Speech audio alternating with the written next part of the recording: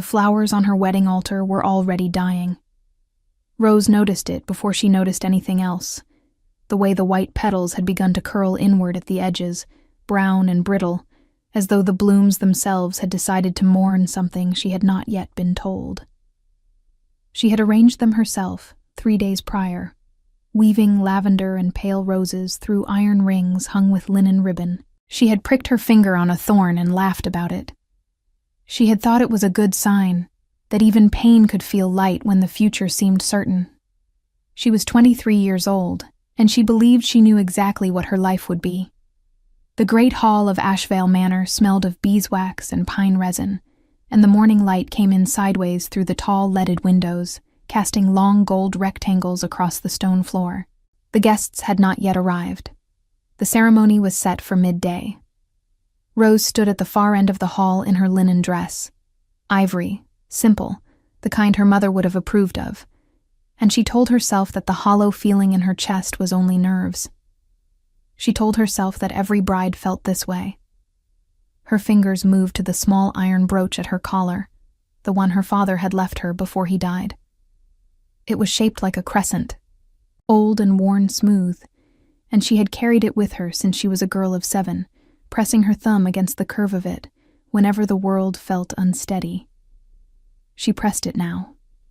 The hollow feeling did not go away. Her soon-to-be husband, Lord Cedric of the Ashvale Pack, had been chosen for her by his father, and hers before either of them could remember agreeing to it. She had known him most of her life. A tall, careful man with pale eyes and a composed smile, the kind of smile that gave away very little. She had told herself, over the years, that composure was not coldness, that quiet was not distance, that the absence of warmth was not the same as the presence of something wrong. She had been very good at telling herself things. A door opened somewhere behind the altar. Rose did not turn immediately. She thought it was Mira, her chambermaid, coming with the veil. But the footsteps were too heavy, and there were 2 sets of them, and they stopped too abruptly, the way people stop when they believe they are alone. The elder won't hold the papers beyond tonight. The voice was low, male, and not Cedric's. It belonged to his younger brother Fenwick. You need to sign before the ceremony. Once she's bound to you legally, the land transfers whether she lives or not. Rose's hand tightened around the brooch. Whether she lives or not. I know the timeline. Cedric's voice. Flat, efficient. The voice she had mistaken for steadiness all these years. The herbalist confirmed the tincture is tasteless. It works within a fortnight. There will be no signs that point to anything unnatural. And the Omega girl? Does she suspect? A pause. Rose suspects nothing, Cedric said. She never has. That's the only useful thing about her. The hall felt as though it had tilted sideways. Rose did not move. She could not move. Her boots were fixed to the stone floor as though the cold had crept up through the soles and into her bones, locking her in place. The brooch cut into her palm. She did not feel it. Omega. They called her that the way someone calls a tool by its category, not her name, not her person. A classification, a container for something they intended to empty and discard. She had known, in the dim way one knows things they refuse to look at directly, that she was considered low-ranking in the world of the packs. She had no wolf. She had never shifted. She had grown up in the borderlands of this world, half inside it and half out, claimed by a pack through her father's bloodline, but never truly belonging. She had spent her whole life being quietly, politely overlooked. She had thought Cedric saw past that. She understood now that he had only seen further use for it. Her mind began to work before her body caught up. She catalogued what she knew with the eerie calm of someone in shock. The land was hers by her father's will, a stretch of northern territory near the Greywood border that she had never thought much about. The ceremony was at midday. The papers were with the elder. The tincture. She pressed her lips together. The tincture was tasteless. She thought of the tea Cedric had brought her each morning for the past week. Herbal, he'd said. For your nerves before the wedding. Her stomach turned over. She moved before she decided to move. Rose stepped backward, slowly, 1 foot at a time, until the stone pillar behind her pressed cold against her shoulder blades. She kept her breathing shallow. She kept her steps silent. The voices continued behind the altar, Fenwick asking something about the pack elder's loyalty, Cedric answering in that same efficient tone. And she used the sound of them to cover the soft drag of her boots against the floor. She reached the side corridor. She ran. Not the way a person runs in panic. Not blindly. Not with noise. She ran the way someone runs when they understand that making a sound will cost them everything. She pulled her skirts up with both hands and moved through the servants' passage that ran alongside the manor's eastern wall, the one she had memorized years ago as a child playing in a house that was never quite hers. The passage smelled of old wool and tallow, and the ceiling was low, and she had to duck beneath a rusted hook where cloaks were sometimes hung. She grabbed one as she passed. Dark wool, heavy, someone's riding cloak left on the hook since autumn. She wrapped it around her shoulders without stopping. The passage led out near the stables. The stable hand, a boy of perhaps 16, looked up from his work with wide eyes when she came through the door. She pressed a finger to her lips. She did not know if he would hold his silence. She did not wait to find out. She went to the nearest stall, to the brown mare she had ridden a dozen times before, and she had the animal saddled in 3 minutes, with hands that only shook slightly. She did not take the main road. She took the eastern path, the narrow one that wound into the gray wood along the ridge, the one that traders used when they wanted to avoid the pack's border checkpoints. She knew it ended somewhere near the river crossing, and after the river crossing, she did not know what came next. She told herself that not knowing was acceptable. She told herself she would figure it out. The morning air hit her like cold water when she cleared the manor gates, sharp, smelling of pine and frost and damp earth, and she leaned over the mare's neck and urged her faster. Behind her, Ashvale Manor grew small and then disappeared behind the tree line. The white flowers on the altar were still dying. The tea she had drunk that morning sat in her stomach like a stone. She rode until the trees thickened and the light turned green, and the sound of the manor bell, ringing noon, ringing the start of a ceremony for a bride who was already gone, faded into the distance. Then she stopped. She pressed her forehead against the mare's warm neck and allowed herself exactly 1 moment of falling apart. Just one. She felt the shaking move through her from her hands to her shoulders, felt the tight, burning pressure behind her eyes, felt the truth of the morning settle into her body like something permanent. They had planned to kill her. The man she had agreed to build a life with had looked at her across dinner tables and council rooms and quiet evenings and had already decided how long she had to live. She lifted her head. The forest was very still. Somewhere above, a bird moved through the branches. The mare exhaled, a long, warm breath that fogged in the cold air.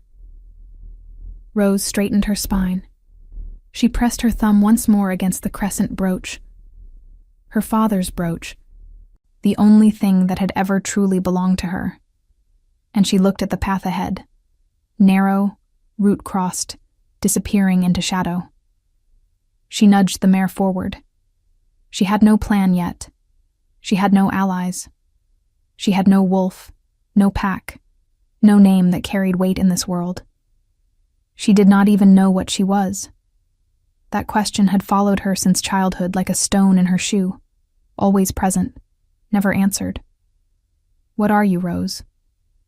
Not quite human, not quite wolf, something that didn't have a category. She had always found that question frightening. She did not know yet that the most dangerous man in the known territories would ask her that same question within 48 hours, and that her inability to answer it would change everything. The river crossing was worse than she remembered. The water was high from recent rains, brown and fast-moving, churning against the flat stones that were supposed to serve as a path across. Rose sat on the mare at the bank's edge and looked at the crossing for a long moment, calculating. The stones were slick. The current pulled hard to the left. The far bank was close enough to see. Dark soil, exposed roots, a fallen log half submerged. But close and safe were not the same thing. She went anyway. The mare hesitated twice, and both times Rose kept her voice low and steady, murmuring against the animal's flattened ears, coaxing rather than commanding. The water came up past the mare's knees at the deepest point and soaked through Rose's boots entirely, and the cold of it was immediate and vicious, climbing up through her legs and settling in her lower back like a fist. She kept her eyes on the far bank. She did not look at the current. They made it across. Rose dismounted on the far side and stood for a moment with her hands on her knees, breathing. Her skirts were soaked from the knee down, heavy and clinging, and the riding cloak she'd taken from the stable hook was already beginning to smell of wet wool. She wrung out what she could from the hem, which was very little, and she remounted and continued north along the tree line because north was away, and away was the only direction that made sense. By the time the light began to change, the gold of midday going gray, the shadows between the pines lengthening, she was deep enough into the gray wood that the trees blocked most of the sky. She could hear the manor bell no longer. She could hear nothing except the mare's breathing, the occasional drip of water from branches overhead, and the soft percussion of hooves on pine needles. She was also starting to feel unwell. It had begun as a dull ache behind her eyes, the kind that comes with cold and fear and no food since the previous evening. But by the time she registered it clearly, it had moved into her joints, her wrists, her knees, the deep hinge of her hips, and the cold of her wet clothing was no longer merely uncomfortable. It was making her slow.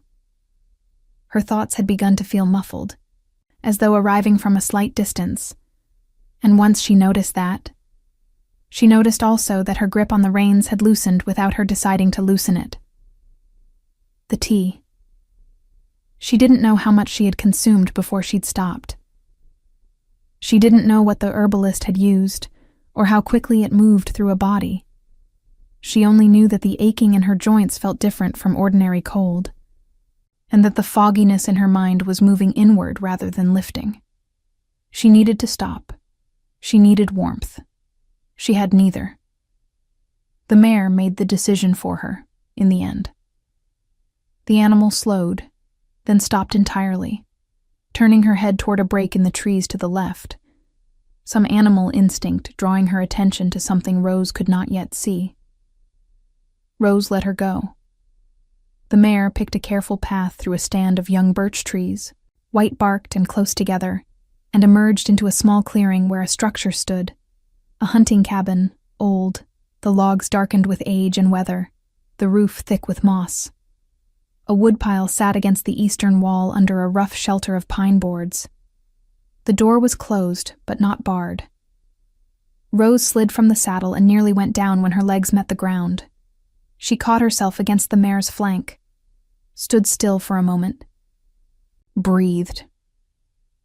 Then she unsaddled the mare with clumsy, aching fingers and tied her to the woodpile shelter with enough line to graze the clearing's edge, and she pushed open the cabin door and went inside. The interior was one room, a stone hearth, a narrow bed frame with a straw mattress, a table, 2 chairs, a shelf with a rusted tin, a stack of tallow candles, a folded blanket that smelled of cedar and old smoke. There was wood stacked beside the hearth, dry and ready. Someone used this place seasonally. A hunter, a trapper, someone who kept it provisioned out of habit. Rose built a fire with hands she could barely feel. It took 4 attempts to get the flint to catch, and by the time the kindling took and the first real flame appeared, she was sitting on the hearthstone with her forehead nearly touching the iron grate, close enough that the heat arrived like a relief so sharp it was almost painful. She peeled off her boots, spread her wet skirts as close to the fire as she dared, pulled the cedar blanket around her shoulders. She did not sleep. She was afraid to sleep. Instead, she sat and thought, the way she had always thought best, methodically, working from what she knew toward what she needed. The land her father had left her. The Northern Territory near the Greywood border. She had never been there, had only seen it described in the documents the pack elder had read aloud at her father's estate settlement when she was 19. A stretch of high ground, forested, with a river along the eastern edge. Pack neutral, her father had specified in his will, to belong to Rose alone, under no Alpha's authority. She had thought it was a sentimental gesture. She understood now it had been a protection. Her father had known something. The thought arrived quietly, but it settled with weight. Her father, Aldrich, had been a careful man, not clever in the way of scholars, but careful in the way of someone who had learned to watch the world and read what it was actually doing rather than what it claimed to be doing. He had kept records. She remembered the study in his old house, the shelves dense with ledgers and correspondence, the stacks of rolled parchment that he had never let her touch. She had assumed they were pack business, trade agreements, the dull machinery of territory management. She wondered now what they actually contained. She was still wondering when the sound came, not from outside the door, from the trees to the north of the clearing. A heavy, deliberate sound. The movement of something very large through underbrush, not attempting concealment. Branches snapping in a clean rhythm. Then silence. Then the sound of something circling the cabin's perimeter, moving along the outside wall to her left. Then the back wall. Then the right side. Methodical and slow. Rose did not move. She looked at the door. The latch was a simple iron bar, already dropped into its bracket when she'd entered. It would hold against a person. Against a large wolf, she was considerably less certain. The circling stopped at the front. Silence. Then a knock. 3 deliberate strikes against the wooden door, unhurried and clear. Rose stared at the door for a long moment. Her heart was loud in her ears. Her joints still ached, and her thoughts were still slightly muffled, and she was sitting barefoot on a hearthstone in a borrowed cloak with no weapon, and no wolf, and no plan, and something enormous had just knocked on the door of the cabin she was hiding in, as though it had every right to do so. She picked up the iron fire poker from beside the hearth. "The cabin is occupied," she said. Her voice came out steadier than she expected. A pause. Then, from the other side of the door, a voice, low, unhurried, carrying the particular quality of someone who was accustomed to being the largest presence in any space. "I know. I can smell the smoke from half a mile." She said nothing. "I'm not from Asheville," the voice continued, as though that answered a question she hadn't asked aloud, though perhaps she hadn't needed to. "You're on Drenath territory. This cabin belongs to my pack's hunting range." Drenath. The name landed in her chest like a dropped stone. She knew that name. Every pack within 4 territories knew that name. Drenath was the northernmost and largest holding in the region, and its alpha was not a lord or a pack elder or a regional commander. Drenath's alpha was the king, the one they referred to in political councils and fearful conversations simply as the king of the northern packs, the man who had unified 7 fractured territories under one authority through a combination of strategy, force, and something that people who had met him described, always in slightly odd tones, as presence. His name was Kale. Rose looked at the fire poker in her hand. She looked at the door. She crossed the room, lifted the iron bar, and opened the door. He was larger than she had prepared herself for, broad across the shoulders, dressed in dark leather and a fur-collared traveling cloak, with long dark hair pulled back in braids and pale eyes that caught the firelight from inside the cabin and held it with unsettling steadiness. There was a thin scar along his left jaw. He stood in the doorway without leaning on it, without filling it aggressively, simply occupying it the way a stone occupies the center of a river, without effort, without apology. He looked at her. Not at her disheveled state, not at her wet skirts or her bare feet or the fire poker she still held in her right hand. He looked at her face, and his expression moved through something she couldn't quite name. Recognition, maybe, or something adjacent to it. Before settling into a careful, composed stillness. "You came from Ashvale," he said, not a question. "I left Ashvale," she corrected. Something shifted in his expression. Almost, the edge of something that wasn't quite a smile. He looked at her for another long moment, that steady, unreadable study.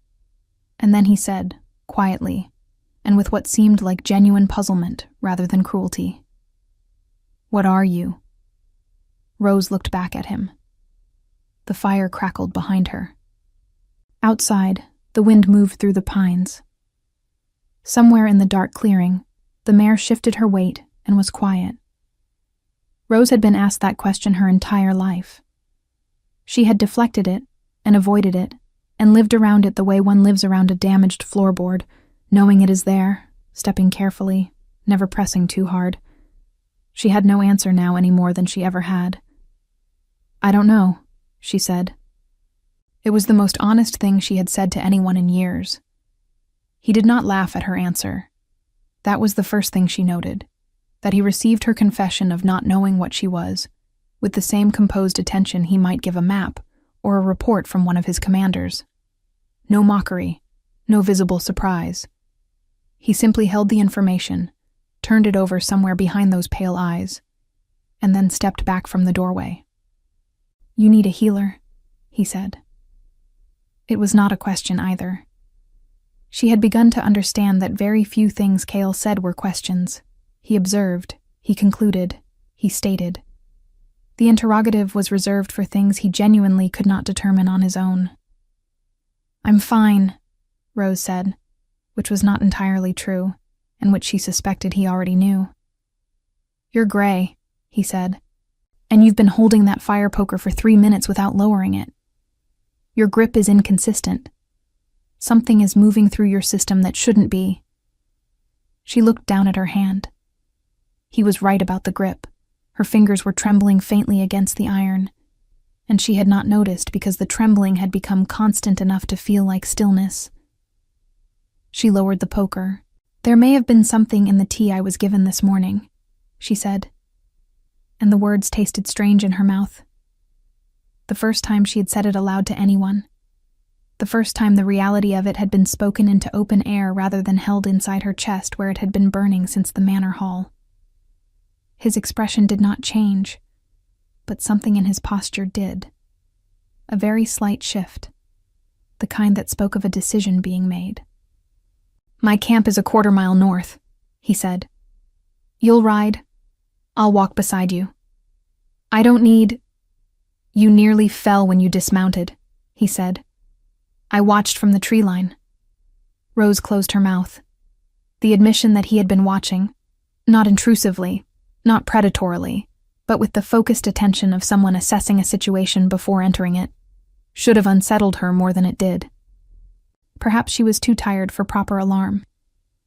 Perhaps the aching in her joints had begun to dull her edges. She put her boots back on. It took longer than it should have. She did not ask him to help her, and he did not offer.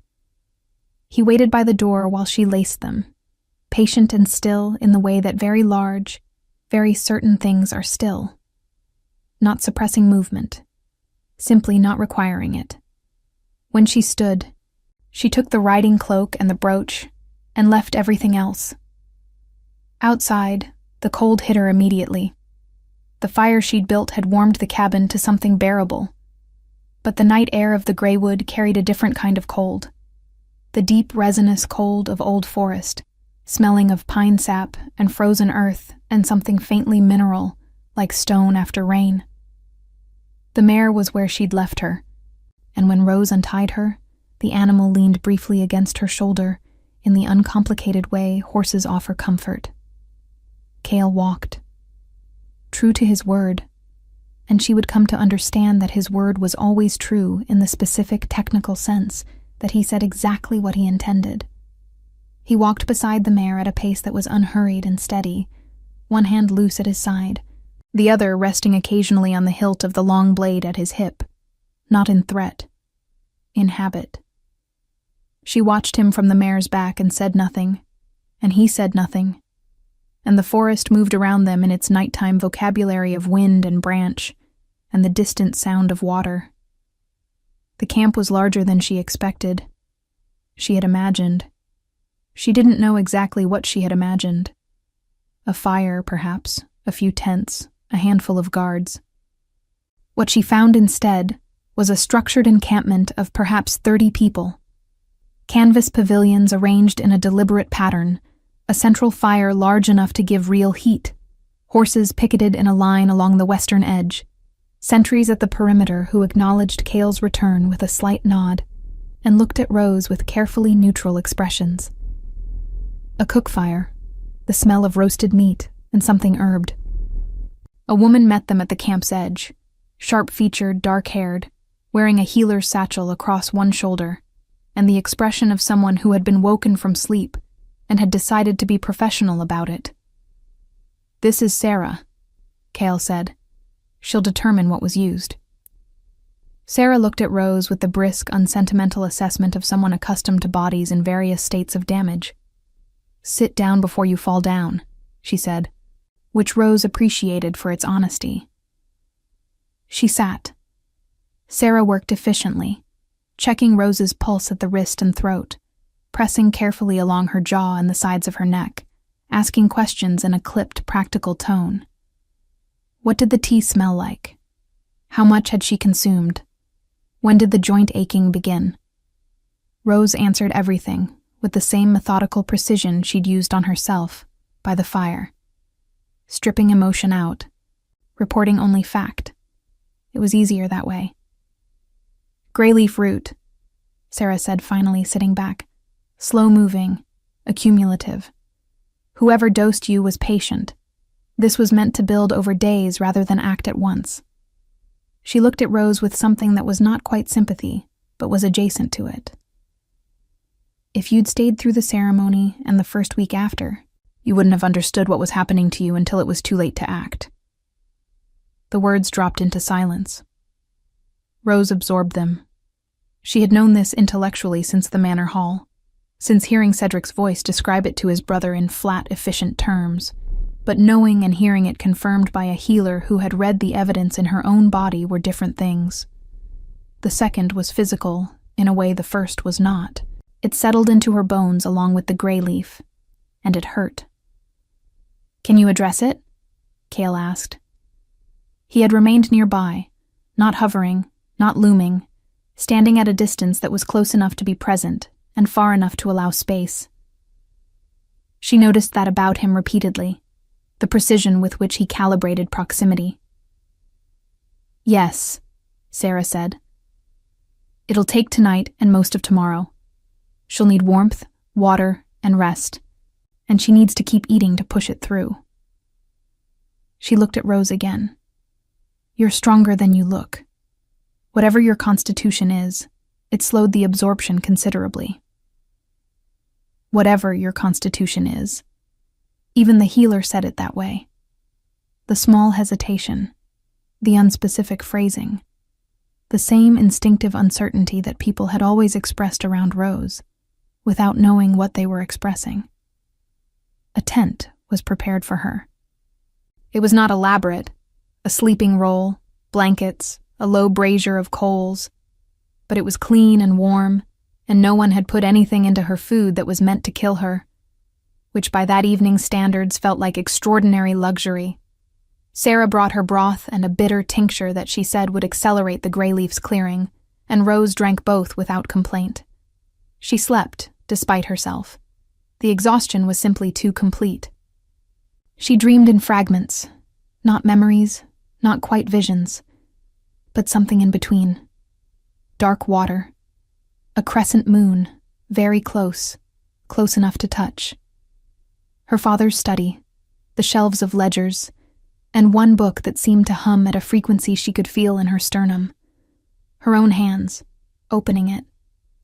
Pages that weren't written in any language she knew, and yet she understood them completely. She woke before dawn, breathing hard, the dream dissolving before she could hold any piece of it still enough to examine. The camp was quiet. The brazier had burned low. Through the gap in the tent's entrance flap, she could see the sky beginning to lighten at the eastern edge. That first gray-purple shift that comes before any warmth arrives, the sky deciding to become day before the sun has agreed to it. She pulled the blanket around her shoulders and sat with her knees drawn up and thought about her father's study. He had kept records of everything. He had been particular about it. Meticulous in the way of someone who understood that documentation was its own form of armor. After his death, the study had been sealed pending the estate's legal settlement. She had been permitted to take only personal items: the brooch, a portrait, 3 books from the general shelf. Everything else had passed into the pack elder's custody for review. She had never thought to question that. At 19, grieving and unsteady, she had accepted the procedure as ordinary. She was no longer 19.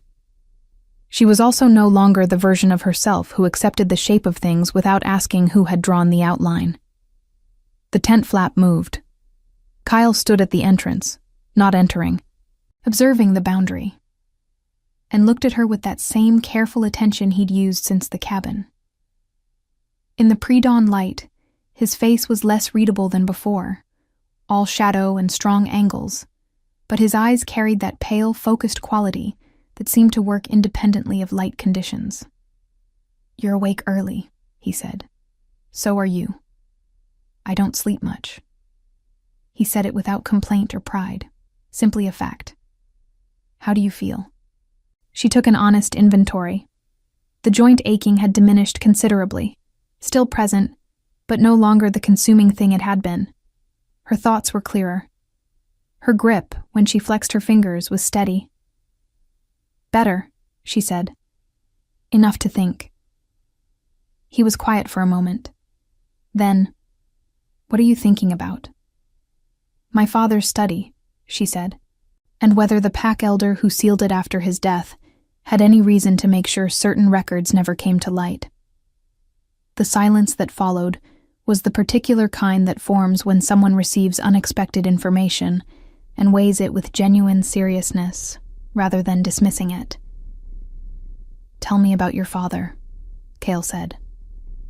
He did not come inside the tent. He sat at the entrance, his back against the tent post, the sky lightening behind him, and he listened. And she talked, and the words came out in the careful, organized way that things come out when they have been stored for a long time in a person who needed to be quiet about them. She talked about Aldrich, about the study, about the land he'd left her, about the will and the estate settlement, and the pack elder named Oswin who had managed all of it with smooth, practiced efficiency and a sympathy that now, recalled in this new light, seemed considerably more performed than genuine. When she finished, Cale was quiet for a moment. "Oswin of the Asheville Council," he said, "has been under Drenath observation for 14 months.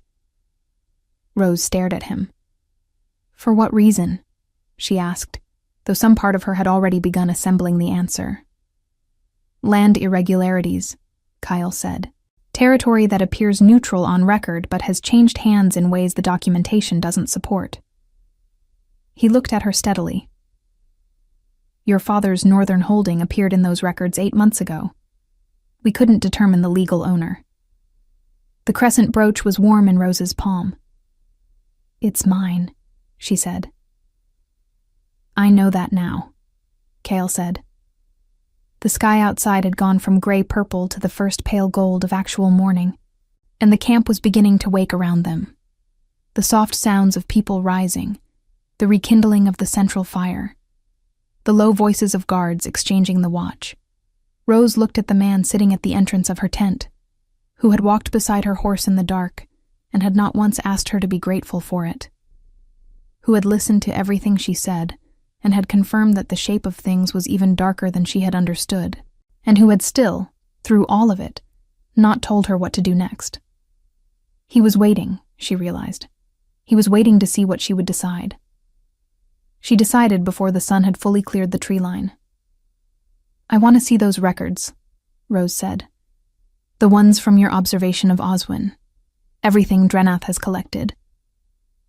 Kyle nodded once, as though this was precisely what he had expected her to say. He rose from the tent entrance and said, simply, "Come when you're ready," and walked away without adding conditions or qualifiers, or the particular brand of gentle discouragement that men so often wrapped around requests from women they considered fragile.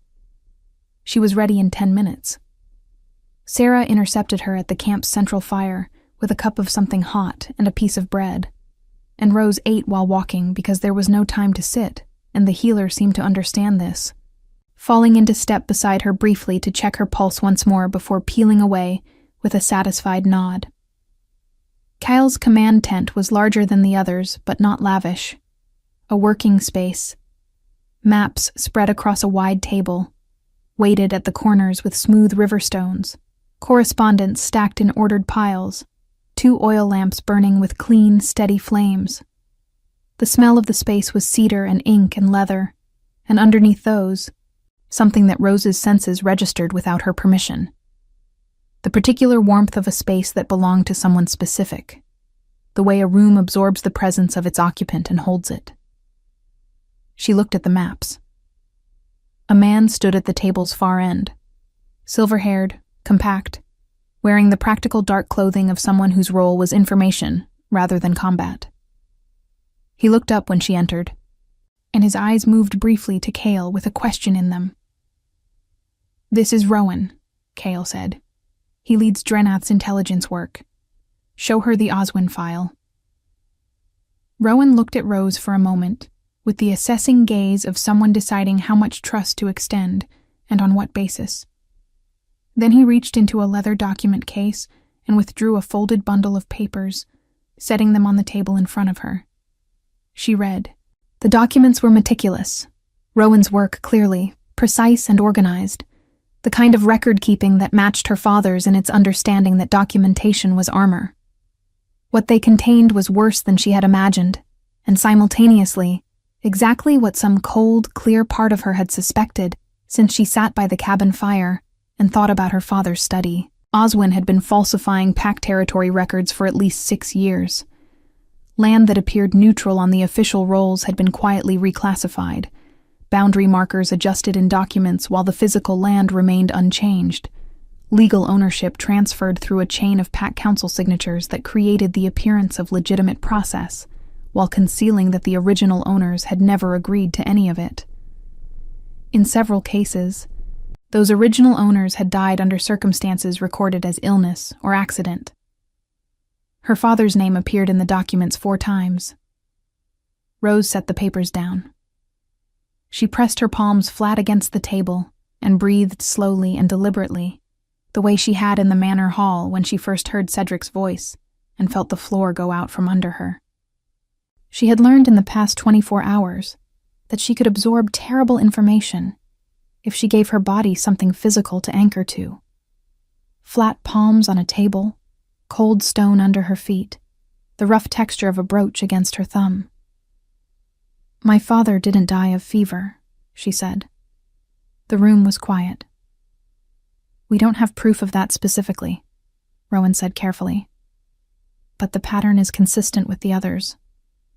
Then we find proof," Rose said. She lifted her eyes from the table and looked at Kale. "What does Drenath want from this? You've been observing Oswin for 14 months. You haven't moved against him. Why?" It was a direct question, the kind that demanded a direct answer, and she was aware that asking it this bluntly, asking the Alpha King of the Northern Packs to account for his own strategic decisions, might be received as impudence. She asked it anyway. She was done performing smallness for people who did not deserve even her courtesy. Kale met her gaze without any visible irritation. "Jurisdiction," he said. "Ashvale territory is not under Drenath authority. Moving against Oswin without cause formally recognized by the Interpack Council would have given Ashvale grounds to resist and potentially drawn other packs into a territorial dispute. I needed a complainant with direct legal standing. Someone whose land was taken, Rose said. Someone whose land was taken, he confirmed. The understanding settled between them with a particular clarity. She was not simply a refugee he had found in a hunting cabin. She was, in legal terms, precisely what he had needed. The documented heir to land that had been fraudulently targeted, a direct complainant with standing before the Interpack Council. And now, given that her life had been actively threatened by parties connected to Oswin's network, grounds for formal intervention that no other pack could legitimately contest. She should have felt used. She waited for the feeling and examined it carefully when it arrived, and found that it was not quite what she expected, because he had not manufactured her situation. He had not arranged for Cedric to plan her death, or for Oswin to falsify the land records. He had simply been watching a corruption that already existed, waiting for the legal key. And she had arrived in his forest with that key around her neck, and the evidence of an attempt on her life in her bloodstream. He had also built her a fire, and walked beside her horse in the dark, and told her what he knew, without asking what he would receive in return. "What do you propose?" she asked. Cale moved to the map table and indicated a point near the northeastern edge, a building marked with the symbol for a council hall. "There is an Interpack assembly scheduled in 12 days at Veldrath Hold. All senior pack representatives will be present, including Oswin. If you appear before that council with formal documentation of the land fraud and a healer's attestation of the poisoning attempt, the council is legally obligated to investigate. Oswin cannot dismiss it. Cedric cannot suppress it. And because you are on Dranath territory under my protection, neither of them can reach you before you arrive." 12 days, Rose said. 12 days. She looked at the map. She looked at the documents spread across the table. 14 months of careful, patient observation, waiting for the right moment and the right person. "There's something else," she said. Rowan glanced up. "My father's study was sealed after his death and placed in Pack Elder custody. Oswin's custody." She kept her voice even. "If there are records in that study that document what he knew, what he had discovered about the land manipulation, those records are currently in the possession of the man responsible for his death." "Yes," Cale said. "Can they be retrieved?" The pause that followed was brief, but specific. "That would require entering Ashvale territory without invitation," Rowan said, "which, under current Interpack law—" "Rowan," Cale said quietly. Rowan stopped. Cale looked at the map for a moment, then at Rose. "Give me 2 days to arrange it," he said. She understood then the full weight of what he was offering. Not comfort, not reassurance, but action. The specific, costly, legally complicated action of a king choosing to move on behalf of someone with no army, no pack, and no wolf, because the cause was just, and the evidence was clear, and some part of his own code of authority apparently required that power be used for something other than its own preservation. She did not thank him effusively. She suspected he would find that uncomfortable. "Then I need to know what was in those records before I stand before the council," she said. "Whatever my father knew, I need to know it first." Kyle looked at her steadily. Agreed. The days that followed had a particular texture, purposeful and contained, the feeling of a spring being compressed before release. Rose spent them in the command tent with Rowan, working through the documentation, building the legal framework of her complaint with the methodical precision that she had always been better at than anyone in her life had paused to notice. She had her father's attention to record, and her mother's composure under pressure, and something else beneath both of those. Something that had no name yet. A quality of perception that allowed her to see the shape of a problem from multiple angles simultaneously, to hold several threads of logic at once without losing any of them. Rowan noticed it on the second day. "Where were you educated?" he asked, not unkindly, looking up from a document she had just annotated with 3 precise observations that had taken him considerably longer to reach independently. "Mostly alone," she said. My father's library. Rowan looked at her for a moment in the assessing way he had, and then went back to his work. But she caught the slight adjustment in how he addressed her afterward. A fractional increase in directness. The small recalibration of someone revising an estimate upward. On the third night, the team Cale had sent into Ashvale returned. They came in after dark, 4 of them, quiet and efficient, and they brought with them a locked document case that smelled of old paper and cedar oil. Her father's smell. So specifically and unexpectedly, his that Rose had to stand still for a moment in the middle of the camp, with her hand pressed over her mouth. She opened the case at the map table, under the oil lamps, with Kyle standing nearby. The contents were extensive, years of correspondence, ledgers, and at the bottom of the case, a sealed letter addressed in her father's handwriting to a name she did not recognize, with a secondary notation beneath.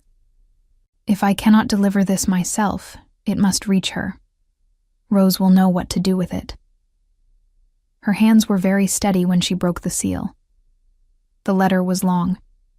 She read it twice, standing, and then she sat down because her legs had quietly decided they were finished with the upright position. Her father had known about Oswin for 3 years before his death. He had documented the land fraud carefully, had identified at least 4 other families whose territory had been taken through the same method. He had also discovered something else.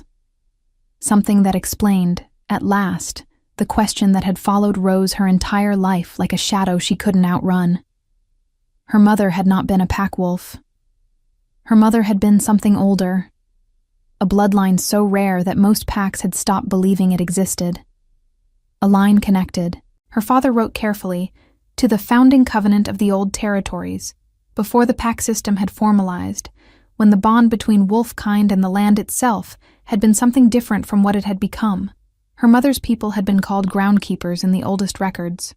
Not shifters, not humans, but something that existed at the intersection of both, bound to the land in a way that was literal rather than political. The northern territory her father had left her was not incidental. It was the ancestral seat of her mother's bloodline. It had been in that family for 300 years before the pack system had drawn its lines around it and called it neutral territory, and gradually, generation by generation, forgotten what it actually was. Oswin had not forgotten. Oswin had known exactly what he was trying to take. Rose set the letter down. She looked up at Cale, who had been reading quietly beside her, and found him already watching her with that steady, careful attention.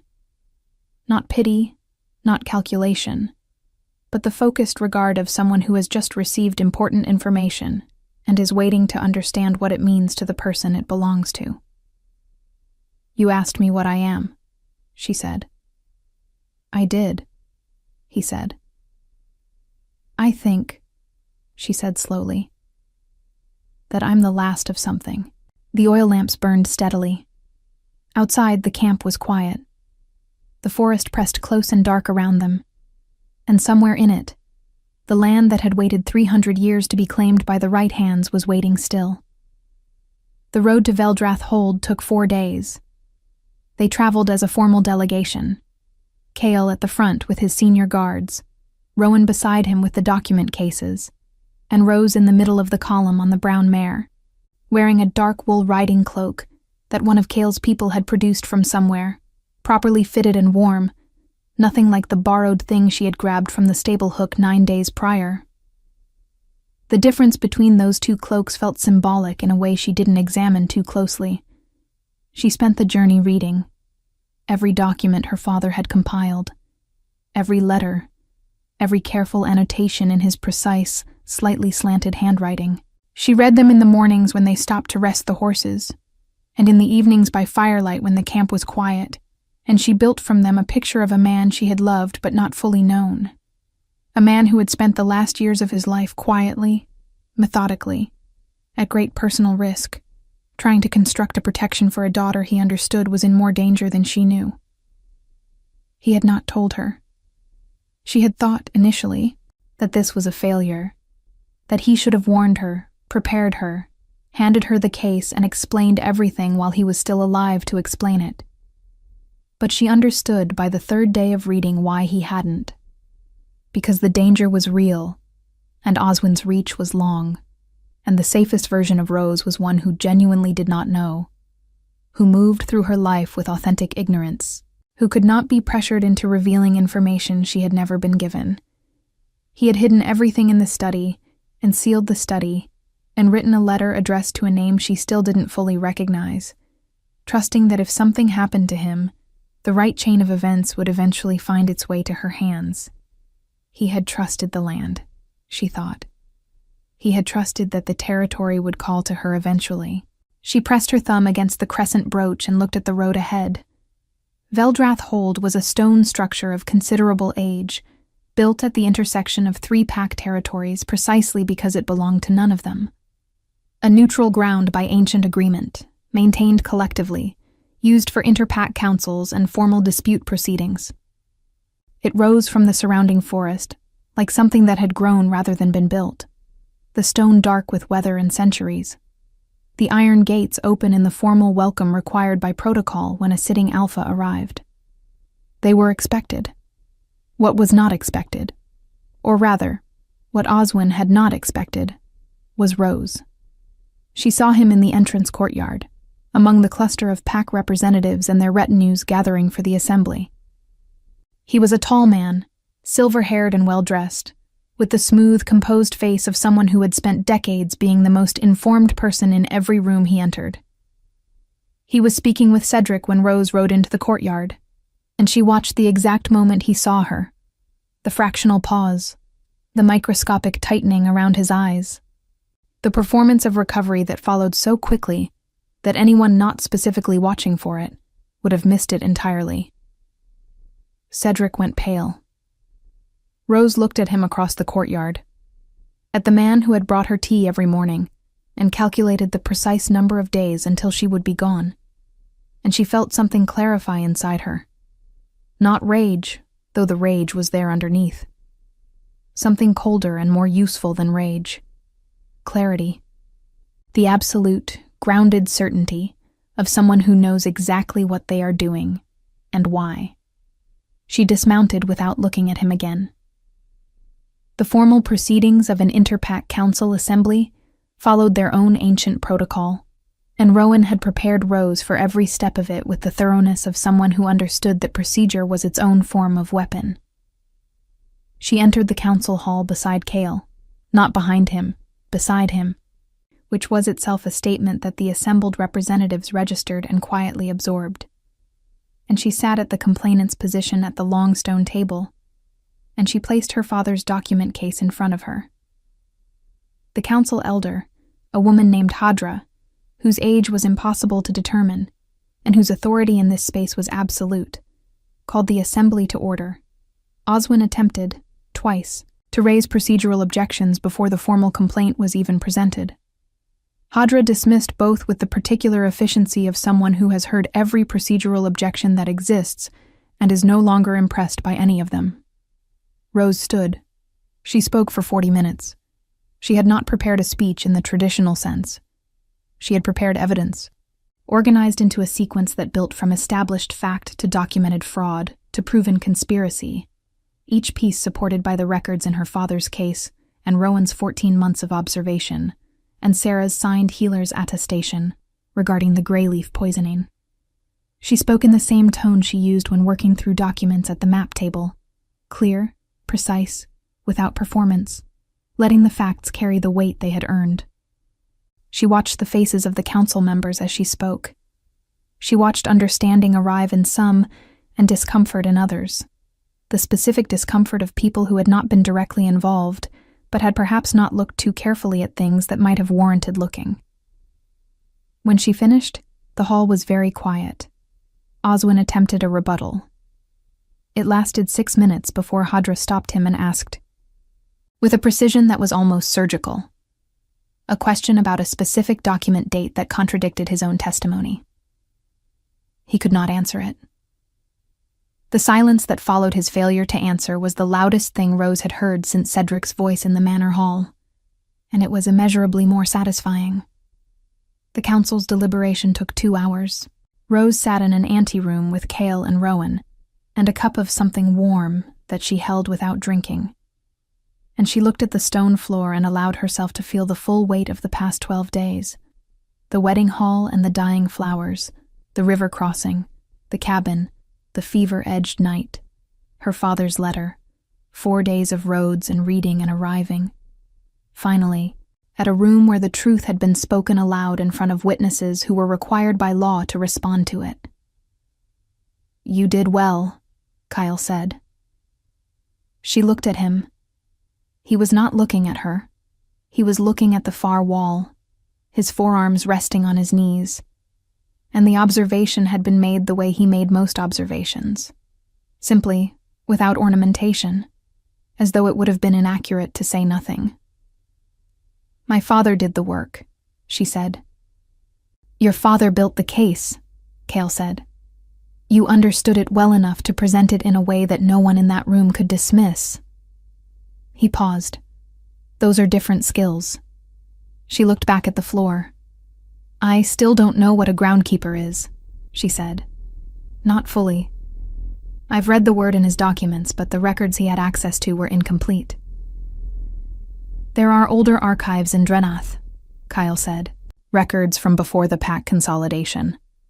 If the bloodline is what your father believed, the documentation will be there." She absorbed this. The offer was practical, and he had made it practically, without weight or implication. Access to records, nothing more. And yet, "Why have you helped me?" she asked, not defensively, genuinely. He was quiet for a moment. When he answered, he chose his words with the same deliberateness he applied to everything. "Because the law was being violated and you had standing to address it," he said. "Because your father was killed for knowing the truth, and that demands a response. And because—" He paused again, briefly. "Whatever you are, Rose, you walked into that council hall today with nothing but documented evidence and your own composure. And you moved a room full of alpha representatives to silence. That is not nothing. That deserves to be defended." She didn't respond immediately. She held the words and examined them the way she examined everything now, carefully, for what they actually contained, rather than what she might want them to mean. He had not promised her anything she had not earned. He had not softened the world for her, or attempted to manage her grief, or position himself between her and the truth of what she had lost. He had walked beside her horse, and listened to her speak, and given her access to every resource he had, and then stepped back and let her use them. That was its own kind of rare. The council returned. Hadra delivered the findings in the formal language of Interpack law, which was dense and ancient, and which Rowan translated quietly into plain terms as it was read. Oswin was found in violation of territorial law on 6 counts. His position as pack elder was immediately suspended pending criminal investigation by the Neutral Council Authority. All land transfers executed under his administration for the past 6 years were frozen and subject to review. Cedric of Ashvale, as a co-conspirator in a documented poisoning attempt, was remanded to council custody. Rose's claim to the Northern Territory was formally confirmed. Hadra looked at Rose across the council table and said, in a tone that was not entirely without warmth, "The land is yours as it should have been. What you do with it is your own matter." Rose stood. "I'd like to begin with my father's full record," she said, "and a proper accounting of what was taken from the other families." Hadra nodded once. "That can be arranged." What followed was not a single dramatic moment, but a series of necessary ones, the way justice usually works when it works properly, not in a single blow, but in accumulated reckoning. The council's investigators moved into Ashvale within the week. Oswin's records, when fully examined, implicated 2 additional council members in the surrounding territories, both of whom were removed from their positions before the month was out. The families whose land had been taken were identified, their claims reviewed, their territories restored, where restoration was possible. Cedric stood before the council 3 weeks later and offered no defense that held, because there was none to offer. Rose was not present for his formal sentencing. She had already left Veldrath Hold by then, traveling north with a small Drenath escort toward the territory that had waited 300 years for her to claim it. The land, when she reached it, was exactly what her father's documents had described. High ground, heavily forested, a river along the eastern edge that ran clear and cold over dark stones. She stood at the boundary marker on the first morning and put her bare hand against an old oak tree at the tree line and felt something she had no language for yet. A recognition, moving upward from the earth through the tree and into her palm, the particular warmth of something that had been waiting. She was the last of a line that had nearly been erased. She was also, she understood now, the beginning of whatever came next. Cale arrived 3 days after she did, which she had not expected, and which she did not show surprise about, because she was getting better at receiving the unexpected with equanimity. He came with a small retinue and a letter from Rowan that contained, among other things, a reference to the Drenath archives, and a list of texts that contained historical documentation of the Groundkeeper bloodline. He stayed for a week. They talked, mostly, at the river in the mornings, in the evenings by the fire in the old stone structure she had begun to clear and repair with the help of his people, and 2 local families who had appeared on the 3rd day, apparently having heard that someone had finally come to the Northern Territory and intended to stay. He told her about Drenath, about the particular difficulties of holding 7 territories in genuine, rather than merely formal unity. She told him about her father's library, about the education she had assembled alone from books that had no curriculum, about the years of being in a world that didn't have a category for her and learning to treat that as information rather than insult. On the last evening before he left, they sat on the ridge above the river as the sun went down, and he said without preamble, "You're going to need alliances. The council case has made you visible in ways that bring protection and vulnerability simultaneously." "I know," she said. "Drenath is prepared to offer formal alliance, not as a subordinate relationship, as a mutual one. The territory and its bloodline in exchange for the political standing and military reach that Drenath provides." He paused. "And whatever else develops, at whatever pace it develops, without pressure or expectation." Rose looked at the river, the last light moving across the water in long gold ribbons. She thought about the woman she had been 12 days before the wedding, the woman who had arranged dying flowers and told herself the hollow feeling was nerves and pressed her thumb against a brooch, and performed smallness so consistently she had nearly forgotten it was a performance. She thought about her father, who had built a case he never lived to present, who had trusted the land and trusted her, who had loved her in the specific, serious way of someone who prepares their child for the world as it actually is, rather than the world they wish it were. She thought about the oak tree and the warmth that had moved through her palm, and the feeling of something 300 years old recognizing something in her. "Yes," she said. Not to everything, not to promises she couldn't yet see the full shape of, but to the alliance, to the standing, to the presence of someone who had walked beside her horse in the dark, and not once asked her to be grateful for it, to whatever else might develop, at whatever pace it developed. Kyle nodded once. He did not elaborate. He did not need to. In the weeks and months that followed, the Northern Territory came back to life with the specific, unhurried vitality of something that has been waiting in dormancy rather than dying. Families who had known the land before Oswin's manipulations began to return. The old stone structure became a proper hall, not grand but solid, smelling of wood smoke and pine resin and the particular mineral clarity of the river air. Rose learned, through the Drenath archives and through Rowan's careful research, and through something that seemed to come from the land itself in quiet, unasked-for moments, what it meant to be a groundkeeper, what the old covenant had required, and what it had offered, and what it might yet offer, in a world that had forgotten it existed. Oswin was stripped of every title and holding and sent into exile beyond the Pact territories, the harshest penalty the Council could impose short of death, and in many ways more complete. Cedric was held under Council restriction for 2 years, and stripped of his inheritance rights. the Ashvale lordship passing to a distant cousin who had no part in any of it. The pack elder Hadra sent Rose a formal letter of recognition 3 months after the council proceedings, acknowledging her as the rightful holder of the Northern Territory, and in a clause that Rowan said was extraordinarily unusual for a council document, noting the ancient standing of the Groundkeeper bloodline and its historical significance to the founding of the Territorial Covenant. Rose read the letter twice. Then she folded it and put it with her father's documents, with the letter he had written to her, with the case he had built, with the crescent brooch she kept now not out of habit, but out of something more deliberate. Cale visited often, not always formally, not always with a retinue.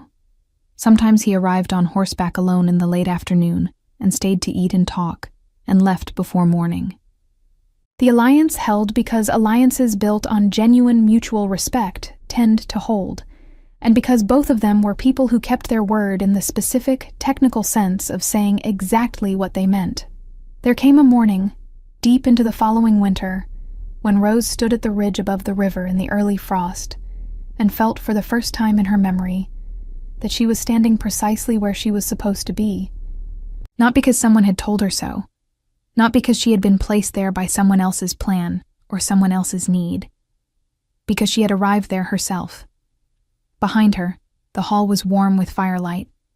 Below, the river ran clear over dark stones.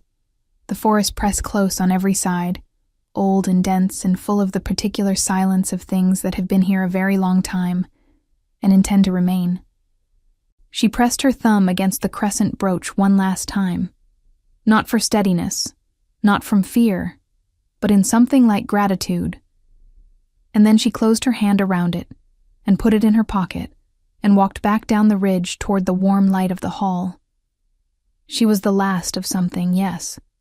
She was also, entirely and at last, the first of herself. And that was enough. That was, in fact, everything.